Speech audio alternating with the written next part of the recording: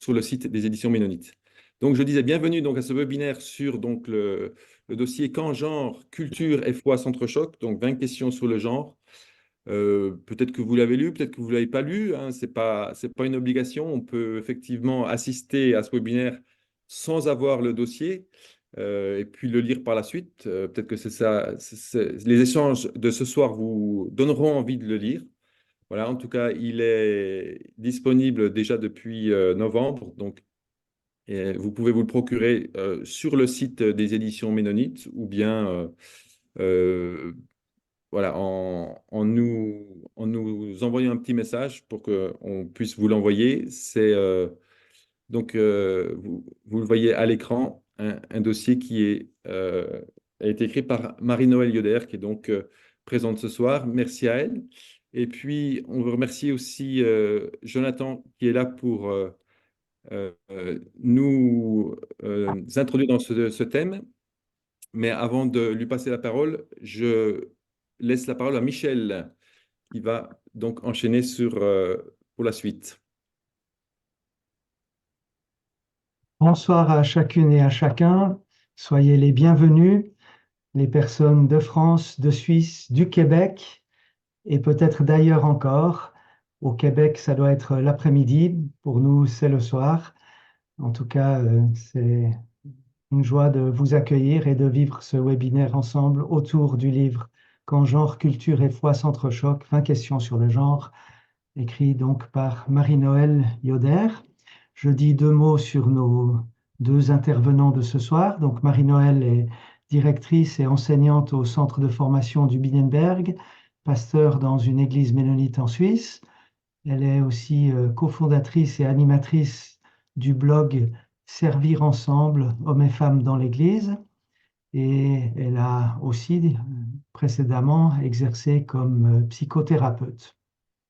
Bienvenue Marie-Noëlle. Jonathan Hanley interviendra aussi pendant ce temps ensemble. Il est pasteur, auteur, conférencier, président de la Ligue pour la lecture de la Bible en France, et il a passé une quinzaine d'années comme soutien pastoral auprès de personnes touchées par le sida et auprès de leurs proches. Jonathan a bien voulu écrire le texte de recommandation du livre en page arrière de couverture, et c'est pour cela que nous l'avons aussi sollicité pour intervenir comme répondant au cours de ces soirées. Sois le bienvenu également, Jonathan. Merci. Un mot sur le déroulement. Dans un instant, après cette brève introduction, la parole sera à Marie-Noëlle qui nous présentera le livre et le pourquoi du livre. Puis il y aura un moment de réponse de Jonathan et une réaction de Marie-Noëlle. Ensuite, je poserai quelques questions à Marie-Noëlle qui y répondra. Et puis nous terminerons par des questions venant de votre part, si vous le souhaitez, et adressées à Marie-Noëlle. Pour ces questions, dès maintenant et en cours de soirée, vous pouvez me les envoyer via l'outil chat ou discussion. Et il faut les envoyer juste à moi.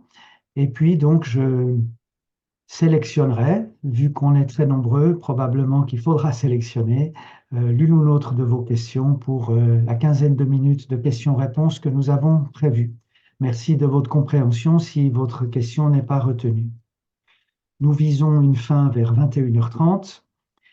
Et comme ça a été dit, ce webinaire est enregistré. Et donc, après avoir pu voir un peu nos visages les uns les autres, dès maintenant, nous allons couper les caméras. Si vous pouvez le faire vous-même, c'est parfait. Couper le son également. Nous le faisons parce que pour le replay, c'est plus agréable de voir juste les intervenants plutôt que beaucoup de visages et avec les intervenants qui sont un peu noyés. Voilà, merci de votre compréhension également pour ceux.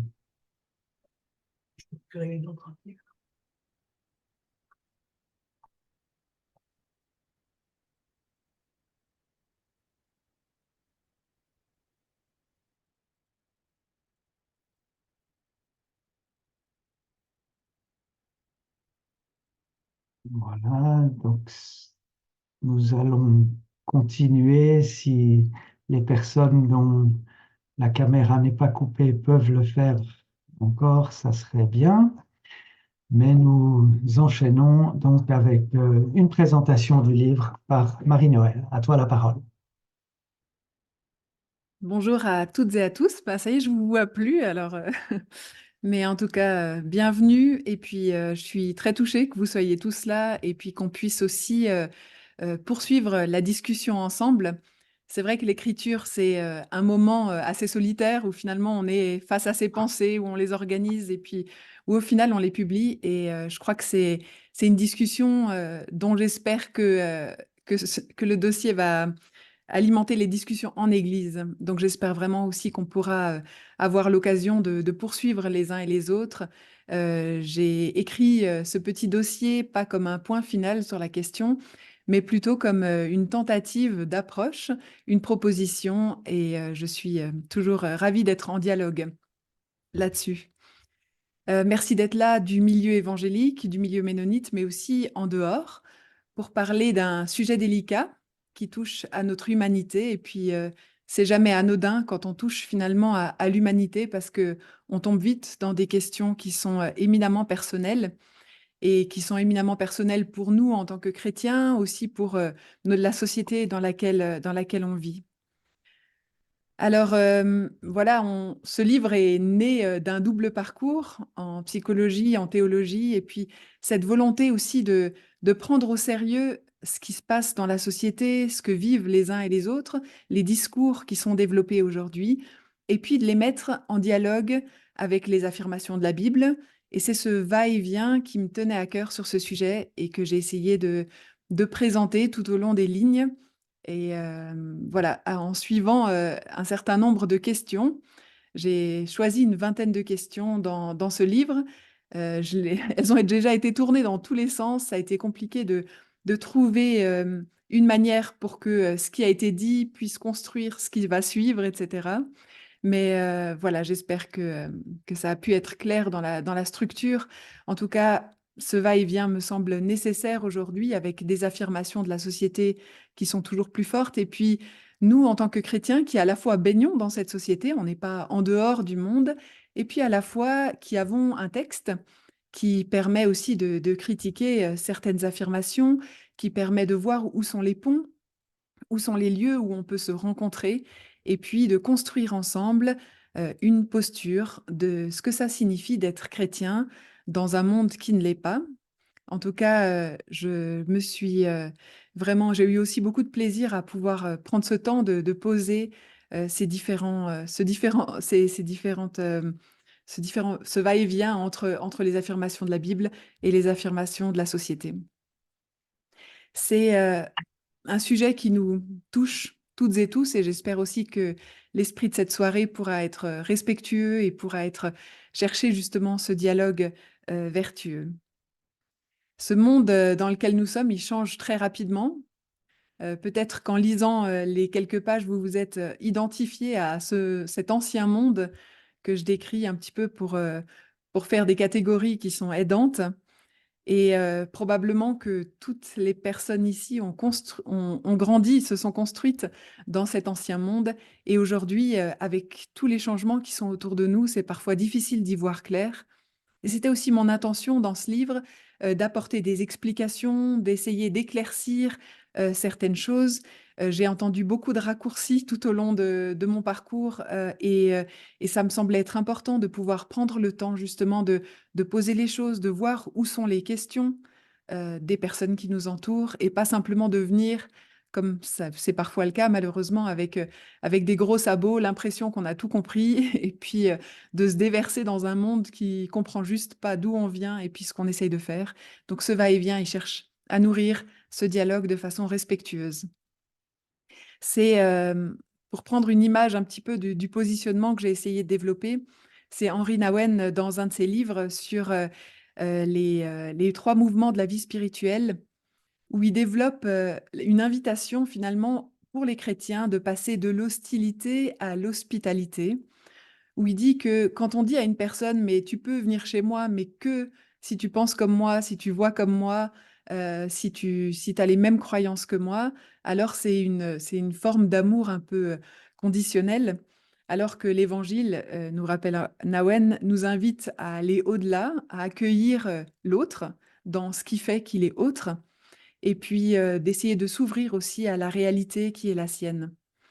Et il dit quelque chose d'intéressant, il dit l'hospitalité, on la voit souvent sous son aspect très chaleureux, très engageant envers l'autre, très respectueux tout le temps de ce qu'est l'autre. Et je pense que c'est clair que c'est un des aspects de l'hospitalité.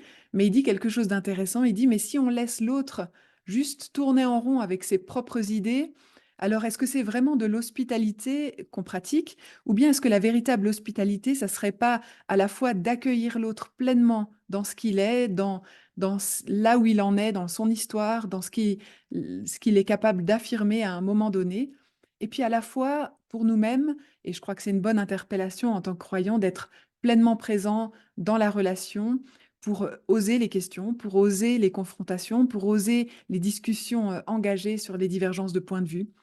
Et je crois que c'est un muscle qu'on doit développer pour pratiquer une théologie qui se construit en vis-à-vis avec ceux avec qui on est en discussion et ceux avec qui on dit partager quelque chose.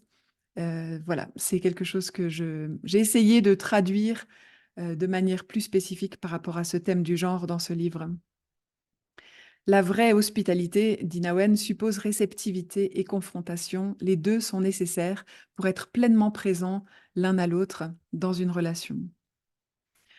Alors voilà, j'espère que cet état d'esprit est passé à travers ces lignes. Le format, il est très court, c'est le format classique d'un dossier Christ seul.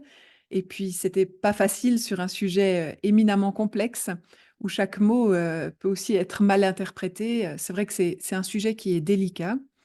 Et je l'ai plutôt pensé quand je l'ai écrit pour les milieux évangéliques, mais je vois que c'est aussi un livre qui interpelle bien au-delà dans les milieux réformés, dans les milieux catholiques, et je suis en dialogue avec différentes personnes de différents milieux à ce sujet aussi.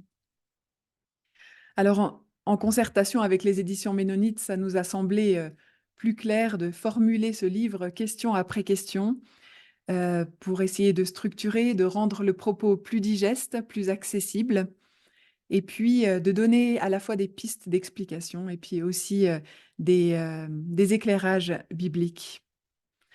Alors j'espère, voilà, que ce livre a permis d'y voir un peu plus clair, d'avoir des éléments au minimum de réflexion en lien avec la Bible sur un sujet qu'on croise toujours à nouveau au quotidien et qui ne peut pas nous laisser indifférents en tant que chrétiens. Je termine en remerciant les éditions Ménonites, toutes les personnes qui m'ont aidé dans l'écriture, la relecture, qui m'ont parfois fourni le gîte et le couvert pour que ce projet puisse aboutir. Je suis vraiment reconnaissante d'avoir pu finaliser ce projet et puis de pouvoir le partager avec vous.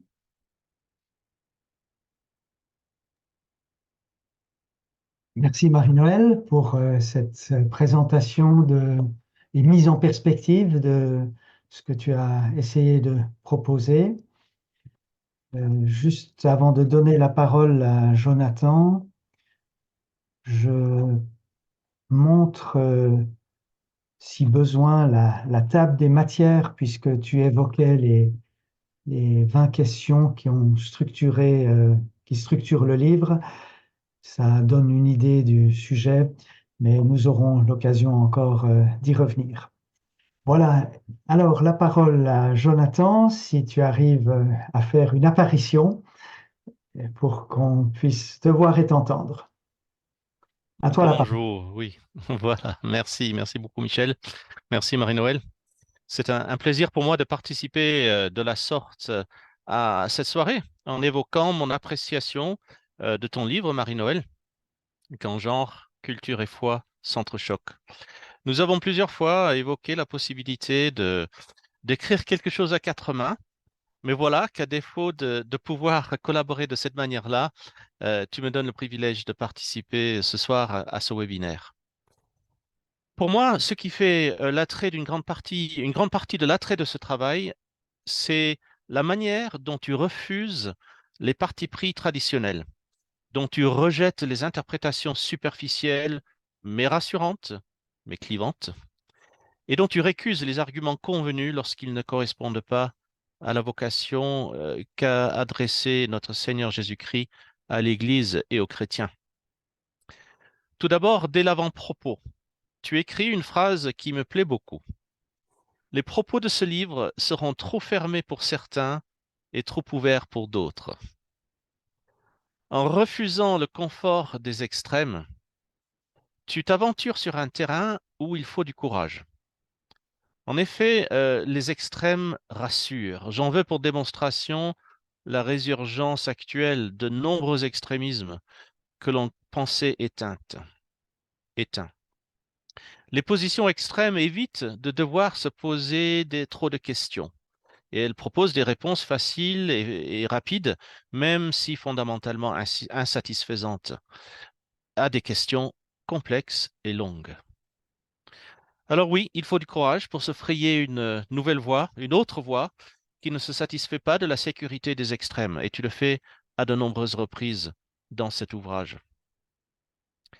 J'apprécie la manière dont ton refus des extrémismes et des dogmatismes te pousse à chercher à ne pas jeter le bébé avec l'eau du bain. Je pense à ton appréciation juste de la révolution féministe qui, comme tu l'écris en page 8, a ouvert de nouvelles portes aux femmes et a conduit à une société plus égalitaire. Je ne me souviens pas avoir lu cette vérité dans un autre ouvrage évangélique. Je ne les ai pas tous lus, évidemment, mais j'en ai lu beaucoup. Et c'est la première fois que je le vois posé de manière aussi claire, sans pour autant tomber dans le piège de penser que tout était bon dans ce qui se faisait, dans ce qui s'est fait dans ce domaine. Ou bien, plus loin, sur un thème tout autre, à partir de la page 57, tu recenses 5 points de convergence entre l'approche chrétienne biblique de l'être humain et celle que prônent les milieux LGBT. Il faut du courage pour dire ce genre de choses et tu le dis avec vérité et pertinence, sans nier le gouffre profond entre leur discours et une éthique proprement chrétienne.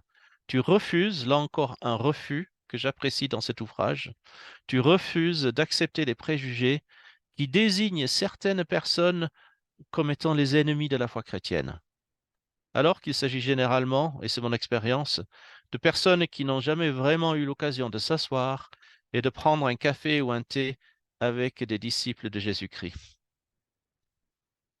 Un de tes domaines de refus m'est particulièrement cher. Tu refuses d'opposer d'une part l'amour et le respect de l'autre,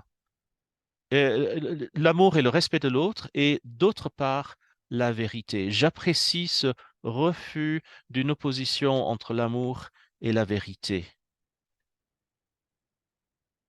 En page 11, tu écris à propos de certaines personnes, comment se fait-il que l'Église rime avec danger? Où est la bonne nouvelle? Où sont l'amour, la liberté, la grâce, le pardon? Où sont le refus de la violence et le respect fondamental du prochain au nom du Christ? Oui, mais, diront certains, et la vérité? Tu écris quelques lignes plus loin, l'amour et la vérité s'éclairent l'un l'autre. Ce faisant, tu interroges ce que les chrétiens font de la violence qu'on observe dans la société. La violence, c'est l'action des grands sur les petits, des forts sur les faibles, des riches sur les pauvres, des vaniteux sur les vulnérables. Et tu interroges particulièrement ce que les chrétiens font de cette violence dans le domaine du genre et de la sexualité. Quand je lis la Bible, je ne peux pas m'empêcher, je ne peux pas éviter le constat à quel point Dieu est toujours du côté des petits et des vulnérables. Si les vulnérables sont à ce point proches de son cœur, comment les personnes vulnérables ne seraient-elles pas proches du cœur des chrétiens? Pourtant, force est de constater que cela n'a pas toujours été le cas, et encore aujourd'hui ne l'est pas toujours. À ce propos, je note ta phrase en page 16, les interpellations des minorités et des personnes minorisées ne devraient pas laisser l'Église indifférente. C'est pour ça qu'il faut que l'Église lise ce livre. Tu évoques à plusieurs reprises un groupe de personnes qui me tiennent à cœur. Tu les appelles les personnes en marge des catégories traditionnelles. les personnes en marge des catégories traditionnelles. Et tu écris en page 30, si la théologie chrétienne est un repère stable pour le peuple de Dieu, elle ne peut toutefois se passer de tenir compte de celles et ceux qui sont en marge des catégories traditionnelles. Alors, j'aime cette façon de parler des personnes avec qui Jésus, justement, passait beaucoup de temps, les personnes en marge des catégories traditionnelles. Je relève aussi une autre phrase qui m'interpelle particulièrement dans la discussion autour des questions du genre. Jésus propose une saine masculinité qui renonce à se fonder sur un différentiel de pouvoir. L'exemple de Jésus équilibre les rapports de genre stéréotypés. Page 40. Nous avons tellement l'habitude de nous identifier en fonction de ce différentiel de pouvoir dans toutes sortes de domaines de la vie, pas seulement le genre, mais également la hiérarchie, les hiérarchies professionnelles, les catégories sociales, etc. Nous avons tellement l'habitude de cela qu'il me semble que souvent euh, nous sommes presque amenés à le tolérer, ce différentiel de pouvoir, même dans nos milieux d'église. Et tu l'identifies, tu le rejettes, tu le refuses. Je reviens à cette thématique du refus, sans pour un instant atténuer la clarté de l'enseignement biblique. Je cite page 48, une vision chrétienne du monde présuppose que Dieu est à l'origine de toutes choses. En lui, il n'y a point de chaos. C'est lui qui a créé l'humanité mâle et femelle et lui a donné une place de choix dans la création. Fin de citation. J'aime la clarté de ce genre d'affirmation juxtaposée avec de saines remises en question des interprétations traditionnelles de ce genre d'idées. D'ailleurs, bon, tu nous encourages à de nombreuses reprises à garder nos yeux rivés sur Jésus, qui est l'exemple que nous devons imiter. Tu le dis dans ta conclusion, Jésus savait trouver un chemin de grâce et de vérité sans se compromettre. Mais je ne peux pas terminer sans mentionner un point où je reste légèrement sur ma faim. Il paraît que c'est toujours comme ça, qu'il faut laisser la porte ouverte à la prochaine discussion, au prochain dialogue, au prochain dossier peut-être. En fin de la question 19, tu parles de la manière dont une personne peut changer. Dans plein de domaines de la vie, le changement nous interpelle. D'ailleurs, le changement fait partie de la notion même de conversion inhérente à l'Évangile.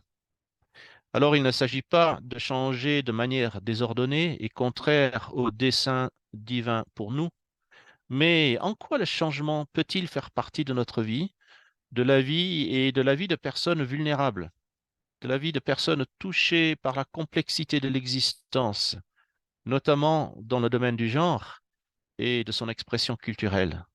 Et c'est peut-être un des domaines où j'anticipe avec plaisir de te lire davantage un autre jour. Merci. Merci Jonathan pour ces échos à ta lecture du livre de Marie-Noël. Merci beaucoup. Et puis, Marie-Noël, tu as l'espace pour répondre à la réponse. Merci beaucoup, Jonathan. C'est vrai que voilà, c'est touchant pour moi parce que tu fais partie de ces personnes qui m'ont donné le courage aussi d'avancer sur ces questions.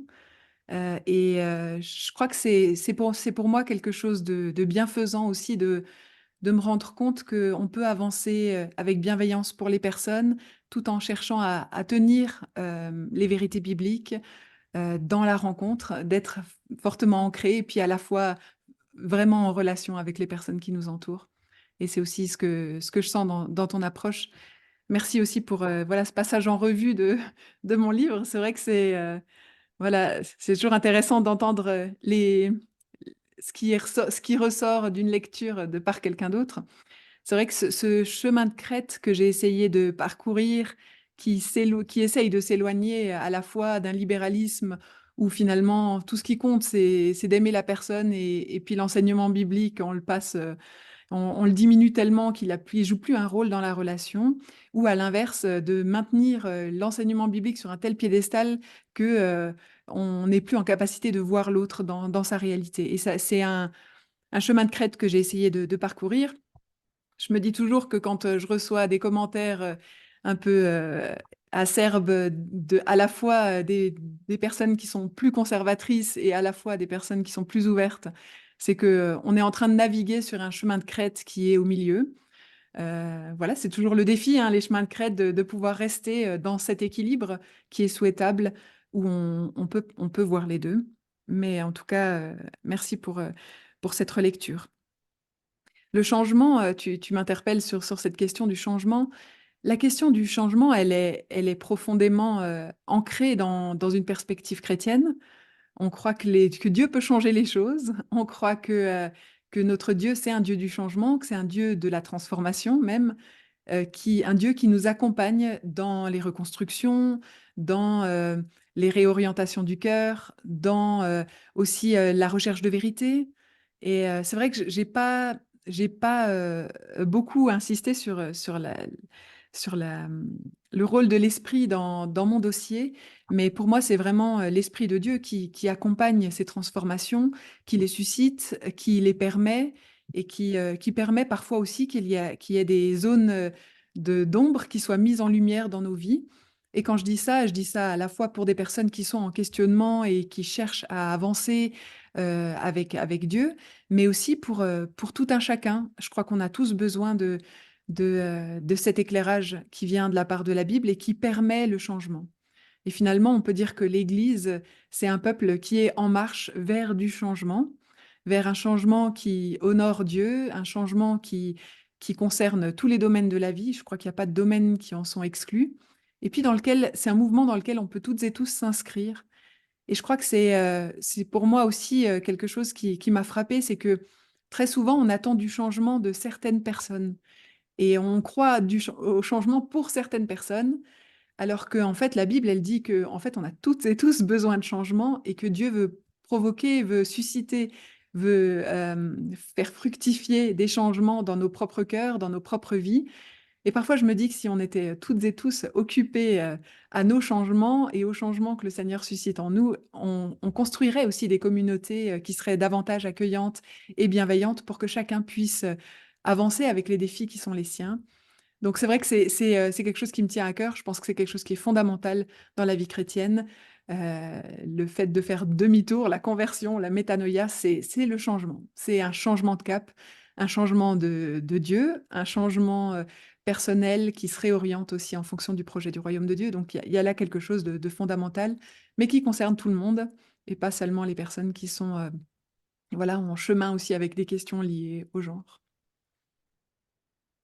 Merci beaucoup. Merci encore pour cet échange, Jonathan, avec Marie-Noëlle. Et puis nous poursuivons avec peut-être quelques questions de ma part adressées à Marie-Noëlle. En revenant à la table des matières que je repartage, je voudrais poser la question suivante. Qu'est-ce qui a inspiré le choix de ces 20 questions? Quelle est la logique qui est là derrière, s'il y en a une, ou autrement dit encore, qu'est-ce que tu as voulu faire dans ce livre en plus de ce que tu en as déjà dit? Je pense pour moi, cette notion de compréhension, elle était fondamentale parce que justement, enfin, sur ce chemin de crête où on essaye de prendre au sérieux les interpellations de la société qui sont aussi issues d'une réaction face à certains dysfonctionnements, j'ai beaucoup entendu, en tout cas dans les milieux évangéliques, simplement une disqualification des propos, alors que là, j'ai essayé de prendre les affirmations au sérieux, déjà pour qu'on puisse chercher à les comprendre. Comme je l'écris, je crois, c'est vraiment la base du dialogue, c'est de chercher à comprendre ce que l'autre est en train d'exprimer. Et puis, sur cette construction de ce qu'est finalement le genre, de ce que sont les affirmations, en tout cas pour le résumé que j'ai pu en faire autour du genre dans nos sociétés, ça permettait aussi après de dire, OK, maintenant qu'on sait comment la société structure sa pensée sur ces questions-là, comment est-ce que l'Église peut être amenée à réfléchir? Comment est-ce que ça rentre à la fois en collision, on a dans le titre, hein, quand genre, culture et foi s'entrechoquent, à la fois en collision et puis à la fois où il y a finalement des choses où on peut reconnaître ensemble qu'il y a du chemin à faire. Et finalement, dans une relation où on se rencontre réellement, c'est vraiment ça qui se passe. C'est de pouvoir à la fois reconnaître ce qu'on a en commun, reconnaître ce qui est différent. On a l'habitude de souligner fortement ce qui est différent, je l'ai beaucoup, beaucoup entendu. Et donc, c'est vrai que dans mes conférences, je fais à la fois 1 heure sur les différences fondamentales concernant l'identité, le corps, concernant voilà, différents thèmes où il y a vraiment une confrontation. Dans le dossier, j'ai gardé la partie de ce qu'il y a en commun. Bien sûr, la partie des divergences pourrait être encore davantage développée, mais voilà, j'ai essayé comme ça de construire compréhension, interaction avec la foi chrétienne, et puis piste pour l'Église aussi dans ce monde qui change. C'était un petit peu les grandes catégories que j'ai essayé de reprendre dans ce dossier. Que peuvent trouver dans le livre les personnes qui sont en questionnement quant à leur identité de genre ou des personnes désireuses de transitionner, comme on dit, de changer de genre et de sexe? Qu'est-ce que ces personnes peuvent trouver dans le livre, selon toi? Et puis, quelle aide éventuelle aussi peut trouver l'entourage de ces personnes dans ce livre? Alors, le livre, je l'ai écrit premièrement à destination des chrétiens dans les églises qui peuvent ou être concernés directement par des questions de transidentité, mais pas forcément, en fait. Déjà, enfin, c'est le premier public auquel je m'adresse, c'est les chrétiens dans les églises, pas forcément des personnes qui réfléchiraient à transitionner, donc je voudrais juste clarifier ça. Mais je me rends compte que ça a été des lignes qui ont pu faire du bien.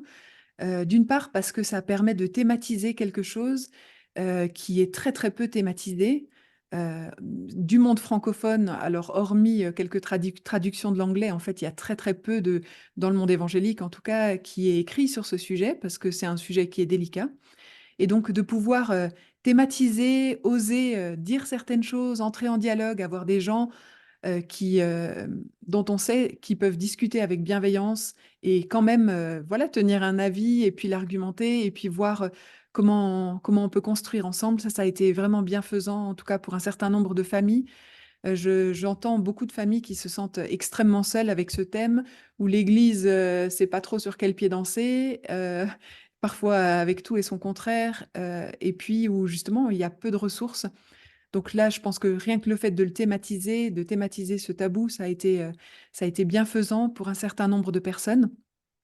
Il y a aussi des personnes qui se questionnent sur leur identité de genre, qui ont lu ce livre, qui m'ont dit que ça les a aidés aussi à remettre certaines choses en perspective, à questionner certaines affirmations sur les réseaux sociaux et de manière générale dans les séries et dans toute la culture dans laquelle on baigne.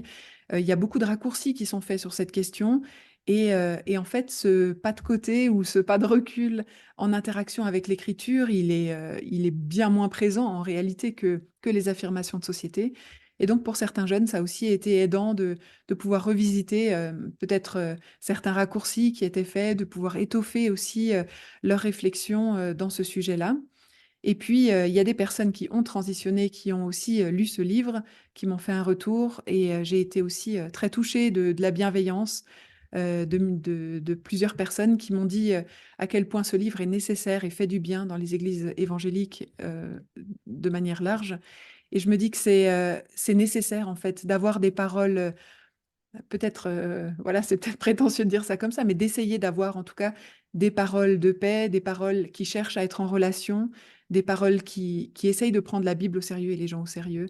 Je pense que ça fait du bien sur le fond, même si le livre effectivement est pas destiné à des personnes en questionnement en priorité. Donc, tout à l'heure, je crois, Jonathan disait que parfois, ou toi, je ne sais plus, dans les églises, il y a un peu il peut y avoir des discours qui sont des raccourcis. Là, tu mentionnes aussi qu'il peut y avoir parfois aussi des raccourcis dans les réseaux sociaux et dans la société. Bien sûr. Euh, et donc, peut-être pour les uns et les autres, l'essai de réflexion dans ce livre, c'est comme tu l'as dit, d'éviter les raccourcis en allant euh, un peu sur un terrain plus solide. Mais voilà, je commande juste ta réponse en allant vers une autre question qui rejoint ce qui a déjà été aussi évoqué. On pourrait dire que les chrétiens, les églises sont face à deux risques devant ce sujet du genre, soit être trop ouverts au nom de l'amour, ou alors être trop fermés au nom de la vérité. Est-ce que tu peux encore dire un peu plus sur comment éviter ces deux impasses, comment tendre vers cette position qui prenne le sujet en question, ici le genre, etc., en gardant vraiment amour et vérité, même si ça implique de la tension. Et puis, selon toi, en quoi le livre fait cela? Oui, c'est un muscle qu'on n'exerce pas tous de la même manière. Enfin, il y a des personnes pour qui la vérité, ou enfin en tout cas une certaine forme de la vérité affirmative, où on a besoin de dire les choses, c'est la première chose qui nous vient. Il y a quelque chose de sécurisant là-dedans, de dire, voilà, je me suis créé ma forteresse, moi je suis dans le juste et je sais. À la fois, on peut se créer une forteresse dans l'amour, à se dire, mais finalement, moi, j'aime, et finalement, c'est pas très engageant de juste tout accepter. Donc, effectivement, il y a un chemin à construire entre les deux. Je pense que c'est utile de savoir soi-même quelle est la chose qu'on développe le plus facilement. Est-ce que notre facilité, c'est plutôt d'aller vers les autres, ou est-ce que c'est plutôt d'essayer d'expliquer les vérités bibliques, et puis d'essayer de muscler le muscle qui devrait nous équilibrer là-dedans. Je crois que ça, c'est vraiment utile. À quoi ça ressemble un équilibre? Ça serait de pouvoir être en relation avec des personnes qui pensent pas comme nous, et puis de pouvoir affirmer ce qu'on croit d'une manière respectueuse de l'autre. À mon avis, là, on est dans quelque chose qui cherche, qui veille à un équilibre. C'est un petit peu ce que disait justement Nawen au début, hein, entre confrontation à la fois et puis réceptivité, de chercher un positionnement juste. Mais c'est un muscle qui a musclé, ça demande aussi une certaine maturité et intelligence émotionnelle. C'est pas, c'est quelque chose qui prend du temps, et je ne sais pas si on n'est jamais parvenu. Mais en tout cas, je crois que c'est bon d'avoir, de garder les deux choses, les deux aspects, les deux pôles en tête dans nos contacts, dans nos rapports avec d'autres personnes, et puis de sentir quand on se sent glisser vers une acceptation un peu facile, peu engageante, ou à la fois, ou bien à l'inverse, à dire nos vérités sans qu'on puisse réellement entrer en relation avec la personne et puis comprendre d'où elle parle et puis ce qu'elle a vécu, ce qu'elle vit aujourd'hui. Je voudrais citer le livre en page 18-19. Tu écris, et à un moment, tu cites un auteur, mais pour simplifier, on va dire que je lis la citation d'une traite. Page 18-19. Le succès des discours sur le genre tient probablement à sa capacité d'agglomérer autour de lui des courants majeurs de la société du XXe siècle: constructivisme, existentialisme, marxisme, féminisme, relativisme, individualisme, hédonisme, égalitarisme. On pourrait également ajouter à cette liste le matérialisme et le consumérisme. Ça fait beaucoup de ismes, euh, et bon nombre de ces courants idéologiques, pour tout ou partie, sont problématiques au regard de la foi et de l'éthique chrétienne. Alors, si les discours sur le genre agglomèrent, je reprends ton terme, tout ça, est-ce qu'on peut attendre quelque chose de positif de ces discours-là? Alors là, je différencierais aussi entre les individus qui portent ces discours et puis, donc on peut être d'une part sur les critiques des idéologies, mais les idéologies, elles sont portées par des personnes, elles sont portées par des personnes dans voilà, le concret de leur vie et puis dans la manière dont les choses s'inscrivent. Et en fait, je crois que enfin, c'est une bonne question à se poser, hein. Mais finalement, je remarque que parfois, il y a une focalisation sur les discours sur le genre comme symptôme de ces différents courants, alors qu'en réalité, il y a beaucoup, beaucoup d'aspects de nos vies qui sont façonnés par ces ismes que je viens de dire. L'individualisme, c'est un véritable problème dans les églises. Est-ce que pour autant, euh, enfin, est-ce qu'on le prend au sérieux? Est-ce qu'on essaie d'avancer avec cette idéologie-là? En partie, oui, et je pense que c'est ce qu'on essaye de faire, hein, de toute façon, mais je trouve que c'est difficile d'isoler un aspect de notre vie en société en disant, bah voilà, ça c'est idéologique, et puis nous, de nous réfugier en tant que chrétiens évangéliques derrière une barrière en disant, ouais, mais nous, on n'est pas évangéliques, nous, on est bibliques, et eux, ils sont pas, nous, on n'est pas idéologiques, on est bibliques, et eux, ils sont dans l'idéologie. C'est probablement vrai. Après, le christianisme a eu sa dose d'idéologie aussi, et d'idéologie qui a fait beaucoup de tort aussi. Donc, je pense que si on veut partir, alors je vais oser le mot, en croisade contre les idéologies, déjà, ça se fait pas sur le corps des personnes, ça se fait dans un discours, dans un dialogue construit. Et puis, ça devrait se faire aussi de manière beaucoup plus généralisée, de voir en quoi est-ce que l'hédonisme, finalement, touche à notre générosité, en quoi est-ce que l'hédonisme touche... Enfin voilà, on peut, pour chacun de ces courants de pensée, chacune de ces idéologies, voir à quel point elles nuisent et elles impactent l'Église de manière générale.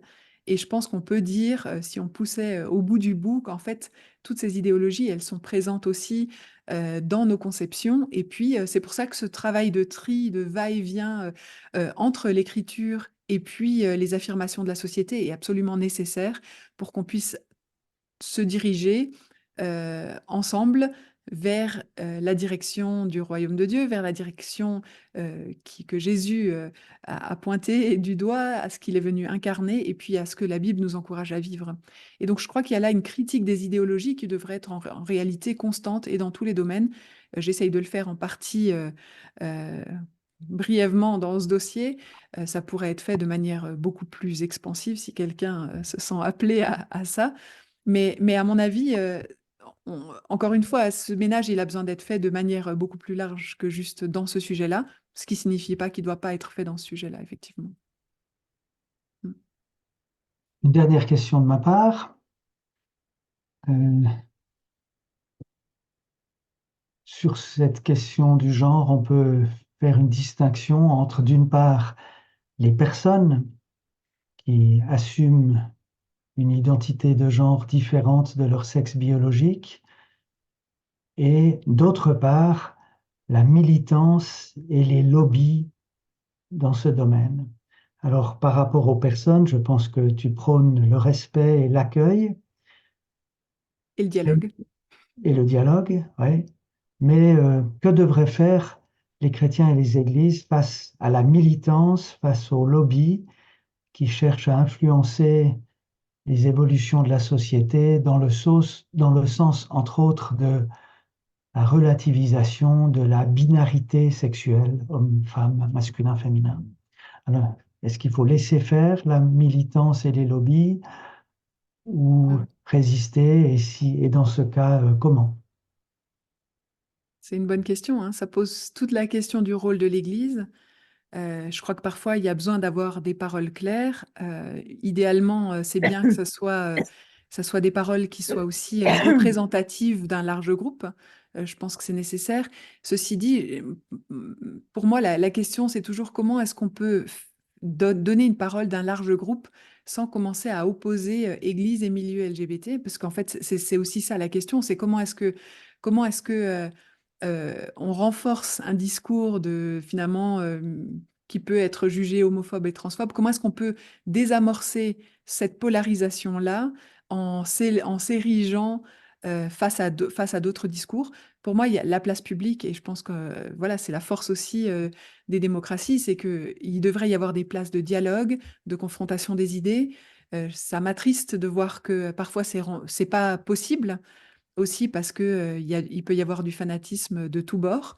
Et je crois que c'est vraiment aussi le rôle d'une démocratie de pouvoir protéger des lieux où on est en dialogue les uns avec les autres, où on a un cadre qui favorise le respect. Donc, je pense que c'est effectivement important d'être en dialogue. Ceci dit, je crois que je l'ai dit comme ça dans mon livre aussi, c'est toujours cette question, est-ce que on parle, d'à partir d'où est-ce qu'on parle? Est-ce qu'on parle à partir d'églises qui ont cherché un chemin d'amour avec des personnes pour qui les questions étaient tout sauf évidentes? Est-ce qu'on parle à partir d'églises qui ont pris le temps aussi de voir quels étaient les besoins, de servir aussi des personnes qui parfois voilà, on parlait tout à l'heure hein, du sida, alors c'était voilà, une des grandes étapes aussi, mais c'est important que l'Église et les églises elles soient aussi présentes dans les relations avec ces groupes-là ou avec ces personnes-là, en tout cas avant de monter sur des grands chevaux. Enfin, moi, je crois que il y a un danger qui est bel et bien là, d'une polarisation, et puis finalement de rajouter du tort au tort. Je serais beaucoup plus partante, par exemple. Il y a eu dans l'Express un grand nombre de professionnels de santé qui ont écrit une lettre ouverte pour dénoncer les transitions trop facilitées pour les jeunes.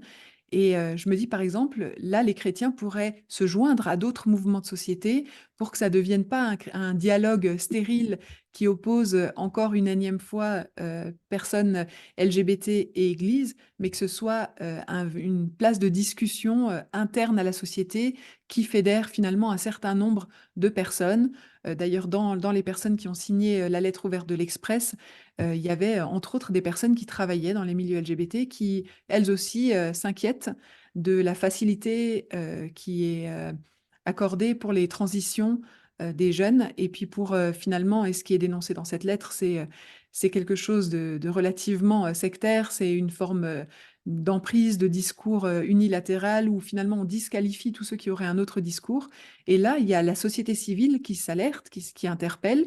Peut-être que les églises, elles pourraient voilà, aussi euh, élever leur voix, mais en lien avec d'autres personnes dans la société, pour éviter cette polarisation. Et puis, par ailleurs aussi, et ça c'était, je crois que c'était Jonathan, c'était toi qui avais dit ça un jour, que si un jour des personnes disent, mais en fait, l'Église ou cette déclaration est transphobe ou est homophobe, qu'il y ait des personnes qui puissent témoigner que c'est pas le cas et qu'il y a eu des actes d'amour qui ont été posés, qu'il y a eu de la bienveillance, qu'il y a eu de l'accueil, qu'il y a eu de la solidarité avec certaines personnes en souffrance.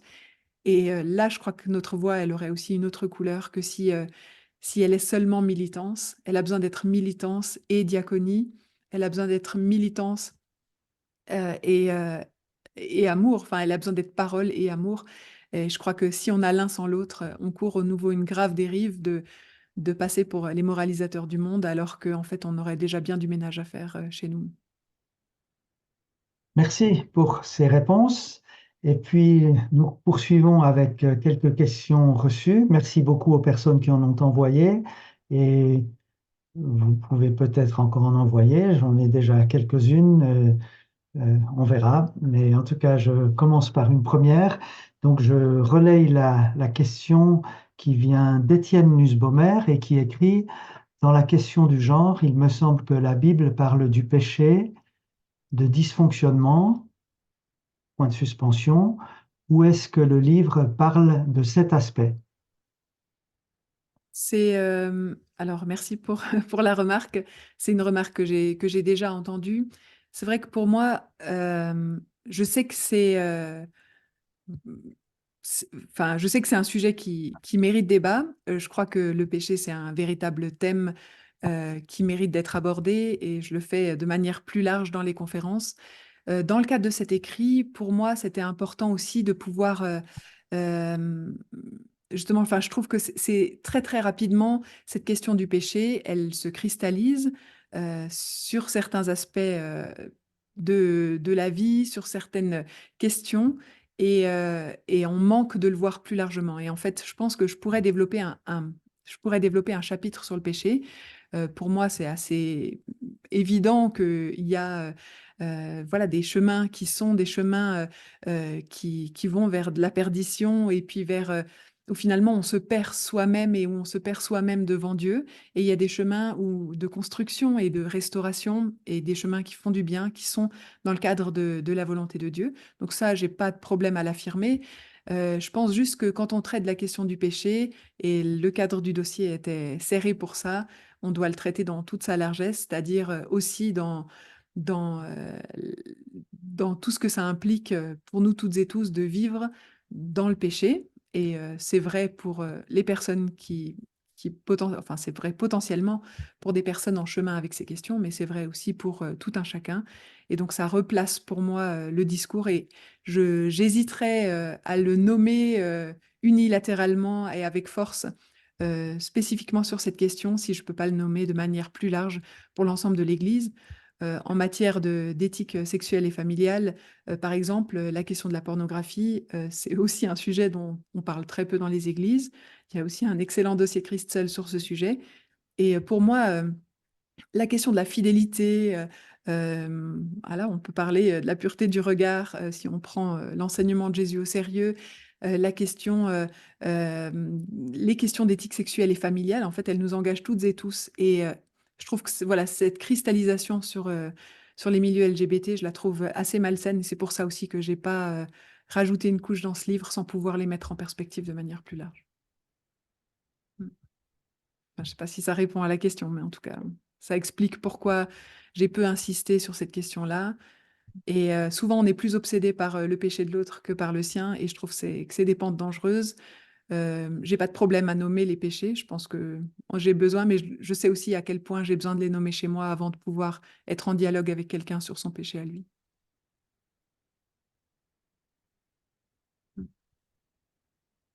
Merci. Une question adressée à Jonathan, qui peut donc faire une nouvelle apparition. Elle vient de Christopher Sinclair. Jonathan, tu as dit que Jésus et les chrétiens doivent être toujours du côté des petits et des vulnérables, en parlant peut-être des personnes LGBT. Mais quand une grande majorité de la population devient pro-LGBT, ceux qui n'ont plus le droit de dire qu'ils ne sont pas pro-LGBT ne deviennent-ils pas à leur tour les petits et vulnérables car exclus par la majorité? Mhm. C'est une très bonne remarque. Euh, Mon expérience des personnes qui vivent un chemin, euh, bon, je vais simplifier les choses, oui, qui vivent un chemin dans le domaine LGBT, enfin, qui se découvrent attirés par les personnes de même sexe ou qui vivent une dysphorie de genre, sont généralement des personnes, euh, sont très souvent, pas généralement, sont très souvent des personnes désemparées, des personnes qui passent par d'énormes complexités, des interrogations très difficiles à vivre. Et cet aspect-là de leur vécu est très rarement pris en considération. Les médias même focalisent sur les gens flamboyants, démonstratifs. Ça fait de l'image. C'est rare de focaliser sur les personnes qui luttent, qui ne sont pas, qui ne vivent pas la vie comme elles aimeraient la vivre. Et quand je dis des personnes petites, vulnérables, je ne parle pas uniquement des personnes qui vivent un chemin LGBT, hein, pas du tout. Je parle simplement du fait que euh, les gens qui n'ont pas ne comptent pas parmi les riches et les forts et les grands de ce monde sont particulièrement proches du cœur de Dieu. Et donc, les personnes marginalisées, les personnes insultées, les personnes mises à l'écart pour des raisons au niveau professionnel ou au niveau familial, euh, sont des personnes qui tiennent, qui sont particulièrement, qui tiennent Dieu à cœur particulièrement, et donc devraient aussi nous tenir à cœur. Je ne suis pas en train de dire que Dieu est forcément du côté des personnes LGBT, pas du tout. La personne qui a soulevé la question du péché, je précise d'ailleurs qu'à ce propos, à partir de la page 47 dans le livre de Marie-Noël et la question 15, Marie-Noël évoque de manière assez claire le les conséquences d'une déviation qui quitte le chemin que Dieu veut pour nous et qui s'engouffre dans celui, du péché, de mettre l'être humain à la première place plutôt que Dieu. Mais pour revenir donc à la question qui m'est posée, il ne faudrait pas conclure de mes propos que les personnes LGBT sont forcément, des personnes, heu, que Dieu veut défendre. Dieu veut les sauver. Jésus est venu sauver tous les perdus. Il n'est pas venu transformer les personnes homosexuelles en hétérosexuels. Il est venu nous réconcilier avec Dieu. Heu, je quand je lis la Bible, je suis simplement impacté par la façon dont les personnes qui semblent proches du cœur de Dieu ou qui semblent, heu, être celles vers qui Jésus se portait en priorité, étaient celles qui étaient marginalisées, étaient celles qui étaient méprisées. Dans un monde, on peut l'imaginer, où, les personnes où la mouvance LGBT serait, la majoritaire, la principale et le reste de la société serait réduite au silence ou moquée, évidemment, c'est le reste de la société qui serait, à ce moment-là deviendrait, heu, oui, vulnérable. Donc oui, je suis d'accord avec, cette interrogation. C'est une bonne façon de poser la question. Merci, Jonathan, pour cette contribution encore. J'enchaîne vers euh, une question de quelqu'un prénommé Daniel. Par rapport à ce phénomène récent de société, certains considèrent les identités sexuelles comme une problématique des origines qui interpelle le sens de la vie. Le besoin de transition, c'est passer d'un état inanimé vers un état vivant qui permette d'exister. En tant que chrétiens, pouvons-nous entendre dans les questions trans une demande pour sortir du nihilisme ambiant?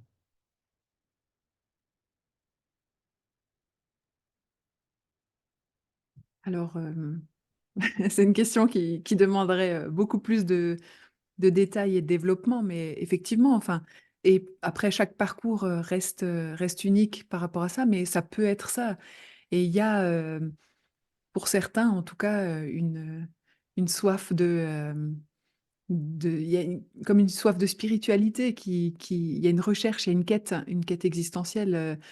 Après, d'en faire une généralité, ça pose toujours la question des statistiques, et ça, je voudrais pas m'aventurer là-dessus, mais il y a une question qui peut être du domaine aussi de l'ordre spirituel pour savoir comment se construire aussi, et puis comment transcender, on pourrait dire, finalement, le corps qui nous est donné. Il y a quelque chose là qui peut être une recherche, effectivement, oui.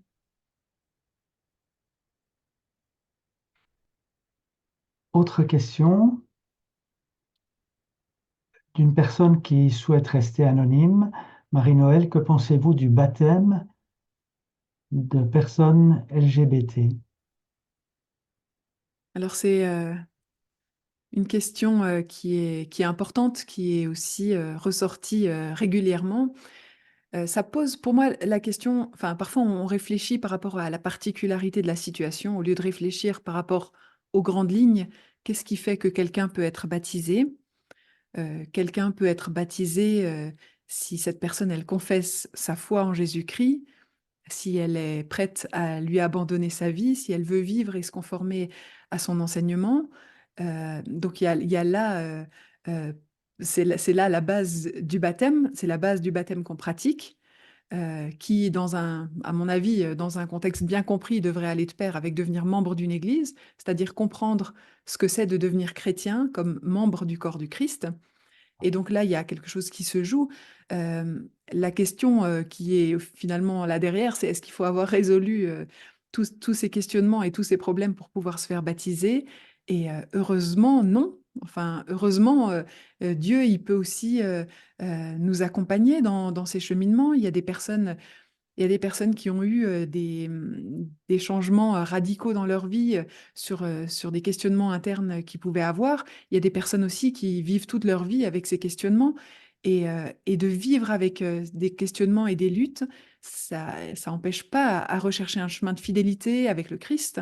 Donc il y a là quelque chose enfin en tout cas, à mon avis, qui ne devrait pas empêcher de pouvoir se faire baptiser.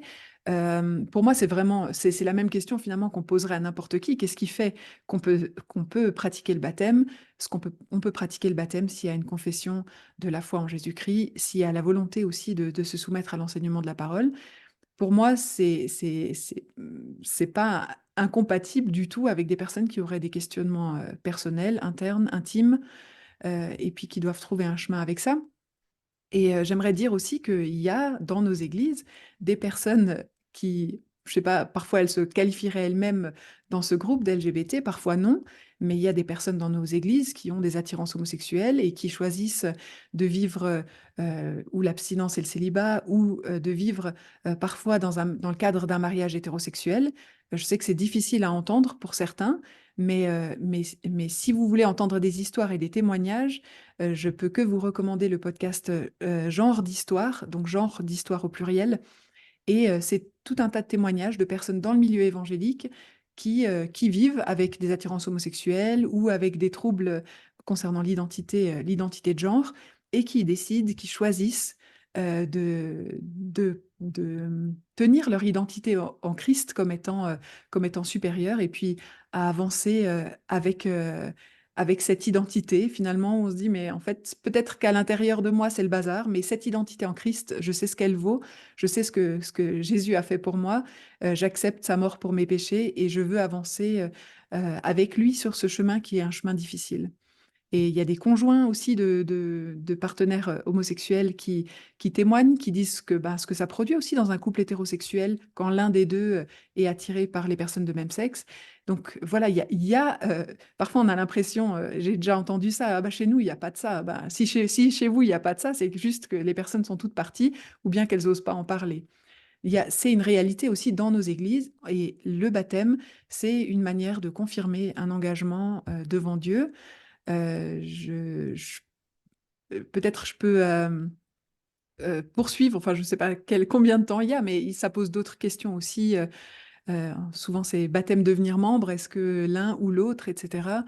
Moi je crois que justement, en fait, on met des barrières qui sont inhumaines. Quant à une personne qui confesse le Christ, on ne peut pas lui dire oui, on va avancer ensemble, et puis on va chacun aussi pouvoir s'encourager dans les difficultés qui sont les nôtres, dans les péchés qui sont les nôtres, et puis on veut, euh, on veut pouvoir avancer, et puis avancer dans la direction dans laquelle Jésus nous invite à avancer.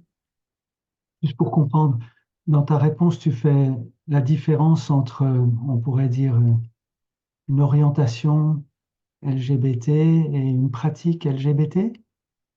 Oui, c'est ça. Je considère qu'il y a plein de choses qu'on n'a pas choisies en nous. Et il y a des personnes qui ont des attirances homosexuelles, qui n'ont pas choisi, et des personnes qui disent, mais j'ai prié pendant des années et je me rends compte que les choses ne changent pas et que je dois apprendre à vivre ma foi avec ces attirances-là. Et pour certains chrétiens évangéliques, dont ceux qui témoignent dans ce podcast, il y a cette volonté aussi de vivre d'une manière qui honore Dieu, en tout cas telle qu'ils la comprennent, euh, malgré les attirances homosexuelles qu'ils ont, ou malgré les troubles d'identité de genre qu'ils éprouvent. Donc ça veut dire qu'on reste toujours libre devant Dieu aussi de ce qu'on fait, des défis qui sont les nôtres. Mhm. Tu peux redire le nom du podcast? Oui, c'est genre d'histoire, les deux au pluriel, genre au pluriel et histoire au pluriel. C'est animé par Liliane Favarger, qui est dans le réseau évangélique suisse, et puis par Olivia Knourel, qui est aussi membre d'une église ménonite. Très bien. Genre d'histoire. Mhm. Je peux mettre le lien aussi. Oui, mais je suis pas sûr qu'on arrive à diffuser à tout le monde, à voir.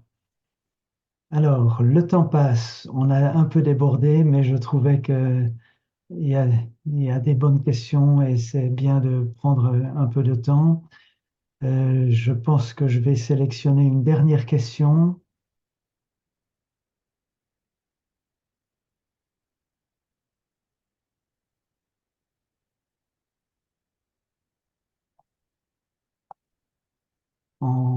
relayant une question de Paul Robuste. Je pense qu'il y a un énorme problème lorsque des mots tels que islamophobie et transphobie sont utilisés comme des armes pour faire taire ou gagner le dialogue. Comment pourrions-nous contribuer à redéfinir ces mots lorsque nous n'avons clairement aucune crainte, mais plutôt une conviction raisonnée à exprimer dans l'amour? Trouvez-vous que c'est un problème? Avez-vous constaté que d'autres personnes étaient confrontées à ce problème?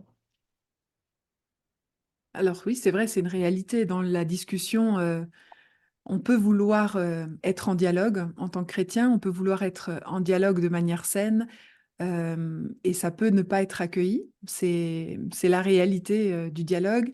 Effectivement, des mots comme, bon, voilà, ce que tu cites, Paul, islamophobie, transphobie, homophobie, voilà, c'est vite, ça classe vite les choses. Moi, j'ai l'impression que dans ces joutes verbales, justement, quand il n'y a pas la volonté de dialoguer, c'est difficile de poursuivre. Par contre, il reste toujours encore les relations interpersonnelles où on peut avoir des occasions aussi de faire preuve de faire preuve d'amour, de montrer aussi que c'est pas comme ça qu'on construit ce qu'on croit, que l'Église vient pas pour ce genre de choses. Donc ça permet, j'ai l'impression que le dialogue interpersonnel avec des personnes qui seraient réceptives, et puis aussi les actes d'amour, ça peut aussi être des moments clés où on peut dire les choses autrement. Je pense par exemple voilà, à une bagarre qui a eu lieu avec une personne qui s'est fait tabasser, une personne trans. Est-ce que l'église locale, admettons que ça se passe dans son quartier, est-ce qu'elle élève sa voix pour dire que c'est inadmissible que des personnes se fassent rouer de coups en raison de leur apparence, en raison de leurs affirmations? Voilà, pour moi, il y a des enjeux qui se jouent à ce niveau-là, où il y a aussi matière à avoir une communication publique qui matière à avoir une communication publique qui dit autre chose que les intentions qu'on a bien voulu nous prêter. Mais effectivement, une personne qui ne veut pas dialoguer, dans le même registre, c'est difficile de poursuivre. Voilà, merci beaucoup Marie-Noël, merci beaucoup aussi Jonathan. Je vais revenir encore aux remerciements, mais on va devoir s'arrêter là. Pour, en guise de conclusion, un peu, j'ai envie de demander Marie-Noël, parmi les livres qui sont dans la bibliographie à la fin du livre, si tu devais en recommander un pour quelqu'un qui veut continuer d'approfondir ce sujet du genre, ça serait lequel? C'est J'aurais envie de recommander le livre de Preston Sprinkle qui s'appelle Embodied, qui existe malheureusement pour l'instant qu'en anglais, mais qui va être prochainement publié en français. Et pour moi, ça a été vraiment un révélateur aussi. Et je pense que c'est un livre qui est plus épais que mon dossier, et puis qui développe aussi des thèses similaires avec sensibilité, en dialogue avec les personnes. Donc c'est vraiment aujourd'hui un des livres que je recommanderais le plus. D'accord, donc c'est l'avant-dernière référence en page 67, Preston Sprinkle, etc. Et donc tu dis ou tu es au courant que ce livre paraîtra dans les temps à venir en français. D'accord. Voilà, alors vraiment, merci beaucoup Marie-Noël pour ta présence et ta contribution à ce webinaire et au fait de continuer à prendre un peu le risque d'exprimer sur ce sujet avec une belle assistance ce soir. Merci beaucoup à toi, Jonathan, pour le texte de recommandation et puis pour tes réflexions de ce soir et le dialogue euh, poursuivi. Merci vraiment beaucoup. Je voudrais remercier les deux personnes qui assurent la technique, c'est Romain Erisman et Sidoni Dombassi. Merci beaucoup à vous deux pour l'excellente gestion technique que vous avez réalisée ce soir. Je remercie également Raël Kennel, c'est la secrétaire des éditions Ménonites, qui a eu pas mal à faire vu le nombre de personnes inscrites et puis aussi quelques sueurs froides quand on a vu que vous étiez si nombreux et qu'on n'avait pas le bon abonnement pour accueillir plus de 100 personnes. Voilà, merci beaucoup Raël pour ton service.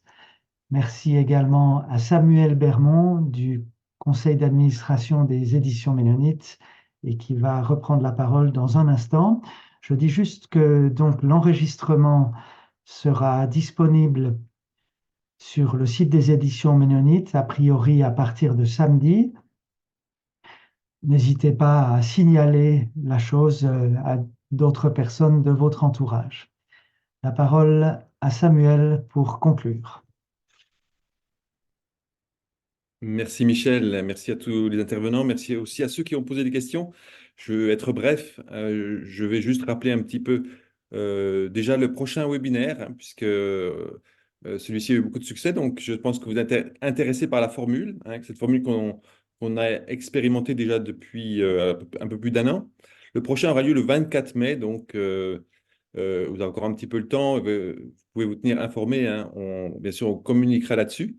Et puis, j'aimerais vous rappeler un petit peu, mais rapidement, hein, parce que je sais que beaucoup de gens sont déjà abonnés et connaissent les éditions. Donc, les éditions, qu'est-ce que c'est? C'est un mensuel, donc Christ seul, 11 numéros par an, puisque le numéro d'été, en général, il est double pour juillet-août.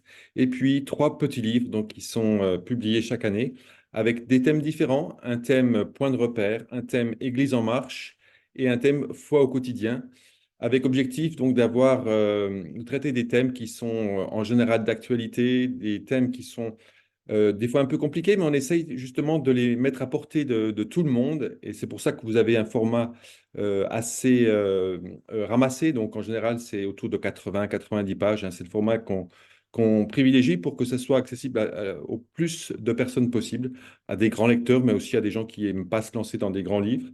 Donc c'est vrai que des fois, quand on est auteur, on aimerait bien écrire plus, mais on a choisi de prendre ce format pour essayer de toucher un maximum de personnes. Et puis aussi pour avoir un coût qui est assez raisonnable, hein. Ces petits livres sont actuellement à 11 euros, les anciens sont encore un petit peu moins que ça. Donc c'est des sommes aussi qui sont à la portée de beaucoup de gens. Voilà, merci encore pour vos participations, hein. On était plus de 100 vraiment pendant la plupart du webinaire. Donc, c'est vraiment un encouragement pour nous aussi de voir qu'il y a autant de gens qui s'intéressent à ce qu'on publie. Donc, encore un merci à tout le monde. Merci, je ne vais pas en rajouter, mais merci à tous ceux qui ont fait l'effort de se connecter ce soir. Et vraiment, on espère vous retrouver bientôt, peut-être le 24 mai, par exemple, lors du prochain webinaire. Bonne soirée à tous.